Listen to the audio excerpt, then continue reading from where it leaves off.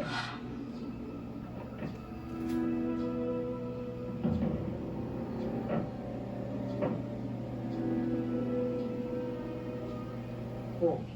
ano naman to? Kung kami binabalak na naman kayo. O kayo, ha? Para kayo mga langgam na naglalabatan pag malapit ang takla. Brother, ito naman ay palitan lang ng puro-puro ng mga magkasabit bahay. Wala naman masama ron eh. Sir, huwag mo akong gawin tangalit nyo. Alam mo naman ako eh, basta't hindi ka naisay, kahit sa lugar na ito, naamoy ko. Hindi naman katakataka Braulio eh. Nadaig mo pa ang aso kapag may sinisundan ka. Aso hindi mapagkakatiwalaan at patraidor kung mga gat. Talibhasa, tuta ka ni Congressman. Huwag mo naman akong pagkasing sa kanya. Porkit nalalaman, magino ako pagdating sa babae. Sinasamantala mo. Kung sa bagay, ikaw lang naman ang magandang nangyari sa buhay ng tatay mo. Ang lahat, bugog na. Ito mo? Ha? O, sasabihin ko kay Mang Edong. Sige. Braulio, hindi ba makabili ang Marian?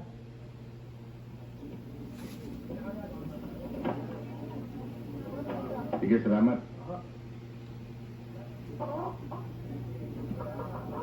Tara, magalis tayo ng malas.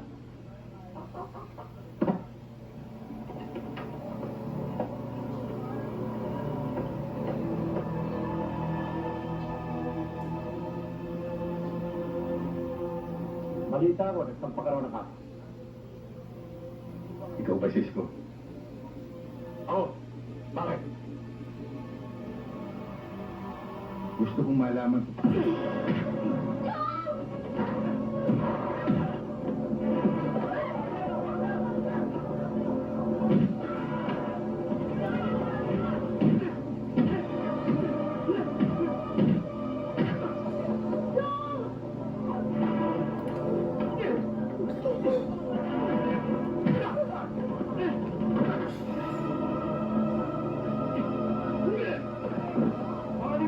Mga alipyo, may away yung sa labas. Andun yung mga bilyaran. Sandali lang.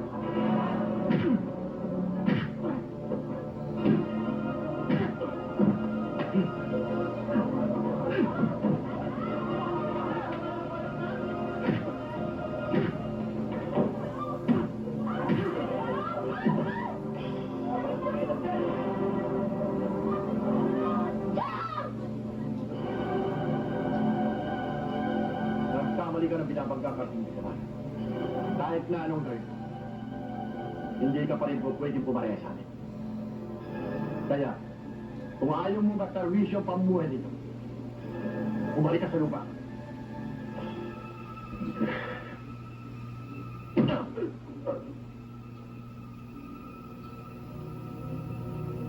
Alek!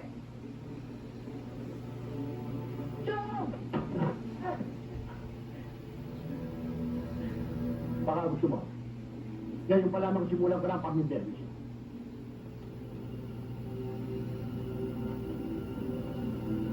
Halik na lupa! Halik!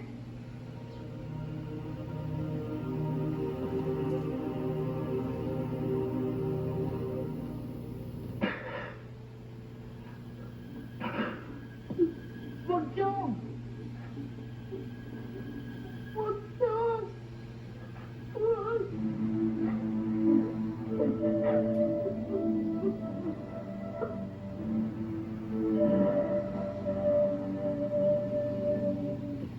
Doctor!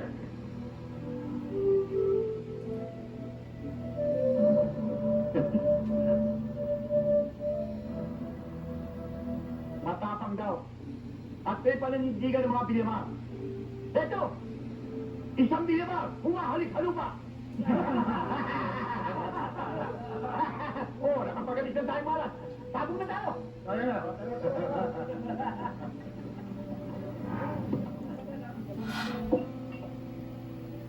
Si Isko hanggang wala pa. Dito usapan na dadalit yung pulis yun eh. Alam mo naman yun eh. Baka duman pa doon sa shorta niya. Doon sa barang tagpat. O, lagi na lang tayo pinaghihintay. Waiter! Yung bote namin! Wala na itong laman. Ako na ang magdadala nito. Sige, sir.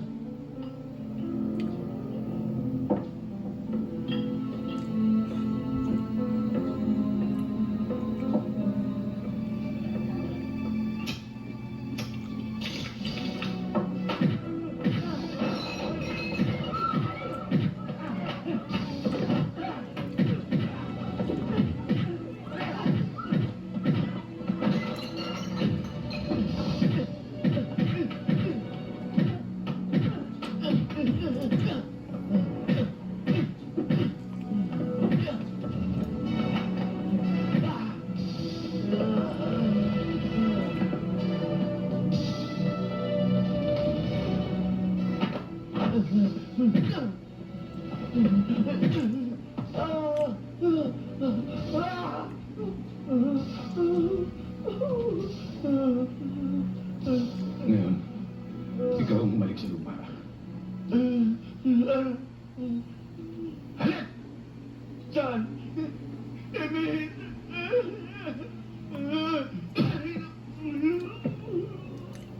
Ahalik ka ba o hindi? Ha?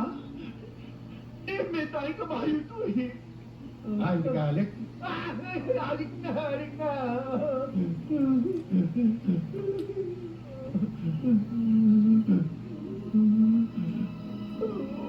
Wow. Mga libyo!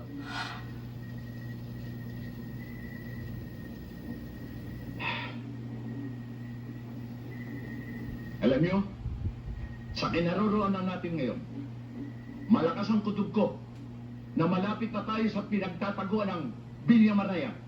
Paano mo naman nasabi yun? Walang mintis. Kapag nangangatin na itong palad ko, malapit na tayo sa pera. Yan ka na naman. Paano tayong malalapit sa pera? Hindi natin alam kung ano itsura ng taong hinahabol natin. Oo nga, ni isa sa atin. Walang nakakakilala sa mukha ng Villamar na yan. Kung ayaw niyo maniwala, wag na. Para sa akin, kapag ganito nararamdaman ko, walang paltos. Magandang gabi sa inyo, mga kaibigan. Sino ka? Taga-Evangelista ako. Taga-Evangelista ka mo? Ano kailangan mo dito? Napahiwalay ako sa aking mga kasama. Naligaw ako sa pangangaso. Dito na ako inabot ng dilim. Nakita ko itong siganyo. Akala ko kayo mga kasama ko. Hindi ba alam na delikado ang lugar na ito? Kung pwede sana eh. Dito na ako magpalipas ng gabi. Andoy, bigyan siya ng kape. Kumain ka na ba? Bigyan siya ng mga kakain. Teka.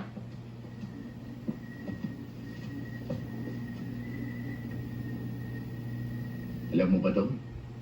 Duda ako sa taong yan eh. Mukhang hindi nagsasabi ng totoo eh. Anong ibig mong sabihin? Hindi mo ba narinig? May mga kasama daw siya. Ano naman ngayon?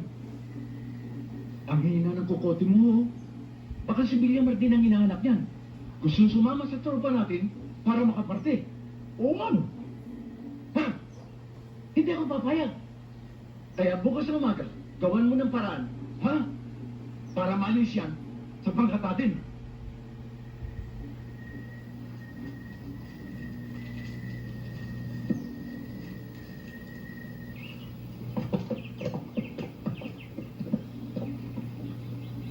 Doon!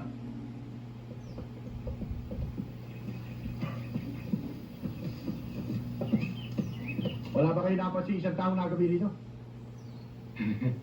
Kahapon pa kami dito sa bundok. Pero ni isa man ay wala kami nakakasalubong. Maliban na lang doon sa isang lalaking nakikapi sa aming kagabi na taga-evangelista. Nasaan siya? Yun!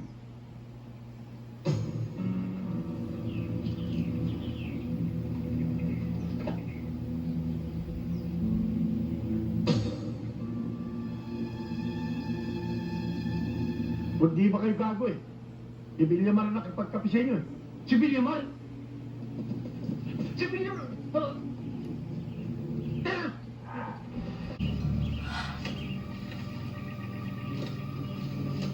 Hanapin nyo! Andiyan lang yan! Kaya ba?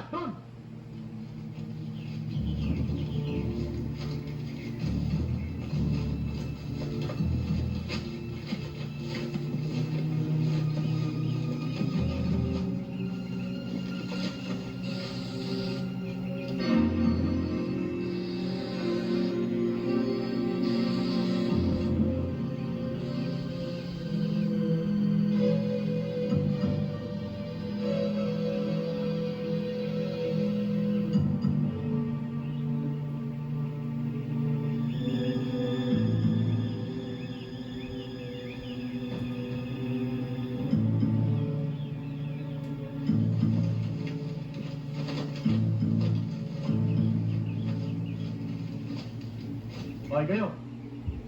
Doon. Kayo naman. Ha? Doon. Hindi makakalayo yan.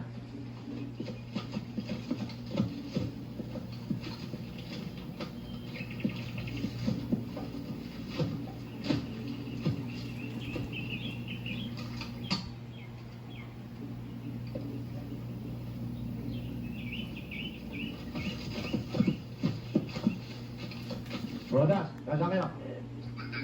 Ha? Oo. Sige.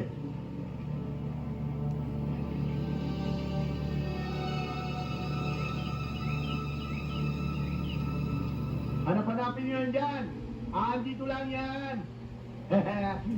Yeah! Ah!